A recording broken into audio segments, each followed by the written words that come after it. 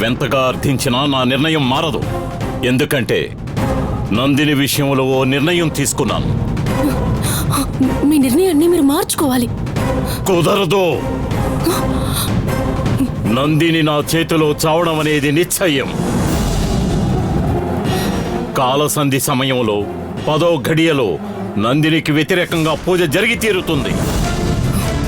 పూజ జరగదు. ఆ పూజని నువ్వు అనుకున్నా అడ్డుకోలేవు. నేను పూజని అడ్డుకోలేను, కానీ నీ ప్రాణాల్ని మాత్రం తప్పకుండా తీయగలను. నందిని అంతం చేయడానికి వచ్చిన వాళ్ళందరూ చివరికి అంతమైపోయారు. నీకు ఆ గతి పడుతుంది.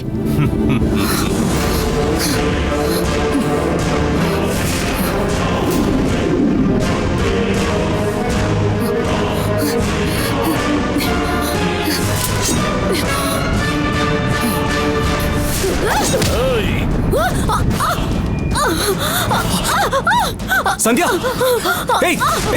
సంధ్య, వదులు. ఎందుకు ఇలా చేస్తున్నావు? వదులు సంధ్య. కత్తిని కింద పడే.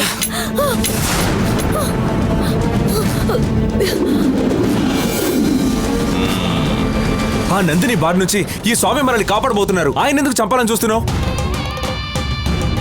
నందిని చంపకూడదు. దయచేసి తనని వదిలేయండి. నందినికి నువ్వు శత్రువే కదా. మనం అందరం ఒకటిగా ఉండాల్సిన సమయంలో నువ్వు ఎందుకు ఇలా మారావు? నేనేం మారలేదు. నేనెప్పుడు నందినికి విశ్వాసంగానే ఉంటున్నాను. నందినికి విరుద్ధంగా మీరేం చేస్తున్నారో తెలుసుకోవడానికే మీ పక్షాన ఉంటున్నట్టుగా నటించాను.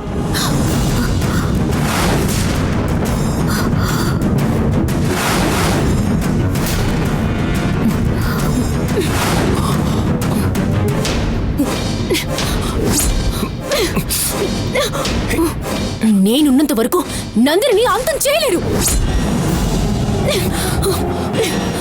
ద్రోహిని పక్కనే ఉంచుకుని శత్రువుని ఎలా ఎదుర్కొంటారు? ముందు ఈ అమ్మాయిని ఇక్కడి నుంచి లాక్కెళ్ళండి. రావే, అర్థం చేసుకోకండి. పద.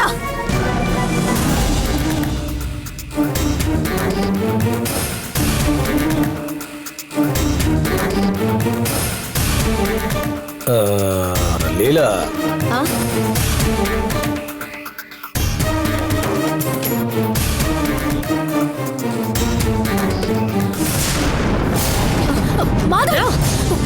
రావే, రావే, మర్యాదగా రా.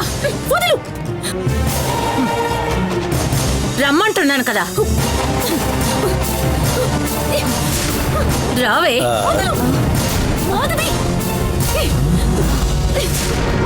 రా, రా.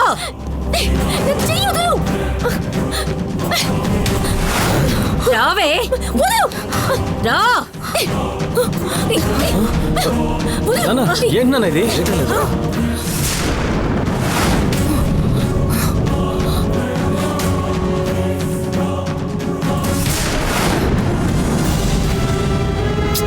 ఏం జరిగింది? సంజయ్ ఎందుకు ఇలా లాక్కొస్తున్నారు?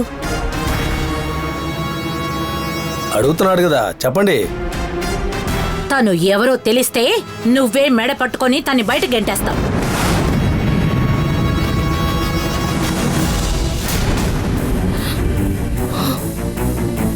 ఏమంటున్నారు? తన పేరు సంధ్య, మలేషియా నుండి వచ్చిందని మీరందరూ అనుకుంటున్నారు. కానీ తన పేరు సంధ్య కాదు, గాయత్రి.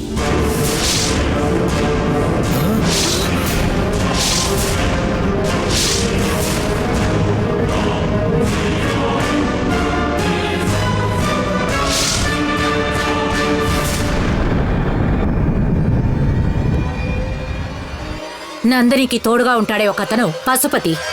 అతని కూతురే ఇది.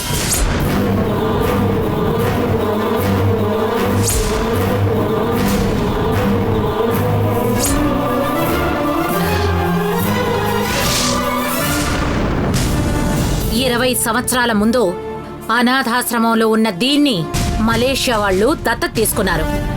ఇది నందినికి సాయం చేసేందుకే, నిన్ను లవ్ చేస్తున్నట్టు నటించి రాజశేఖర్ని చంపేందుకే ఈ బంగ్లాలోకొచ్చింది.